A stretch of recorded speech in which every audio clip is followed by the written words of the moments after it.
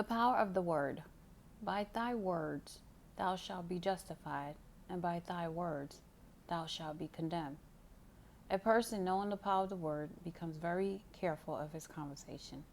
He has only to watch the reaction of his words to know that they do not return void. Through his spoken word, man is continually making laws for himself. I knew a man who said, I always miss a car. It invariably pulls out just as I arrive. His daughter said, I always catch a car. It's sure to come just as I get there. This occurred for years.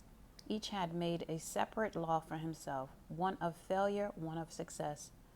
This is the psychology of superstitions.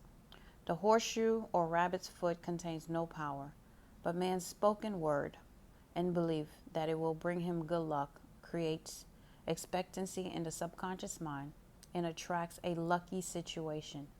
I find, however, this will not work when man has advanced spiritually and knows a higher law. One cannot turn back and must put away graven images. For example, two men in my class had great success in business for several months when suddenly everything went to smash. We tried to analyze the situation and found instead of making their affirmations looking to God for success and prosperity, they had each brought a lucky monkey. I said, oh, I see. You have been trusting in the lucky monkeys instead of God. Put away the lucky monkeys and call on the law of forgiveness. For man has power to forgive or neutralize his mistakes. They decided to throw the lucky monkeys down a coal hole and all went well again.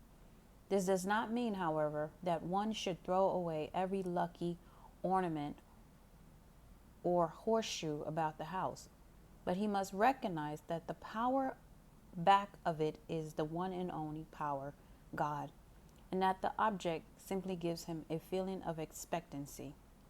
I was with a friend one day who was in deep despair, and crossing the street, she picked up a horseshoe.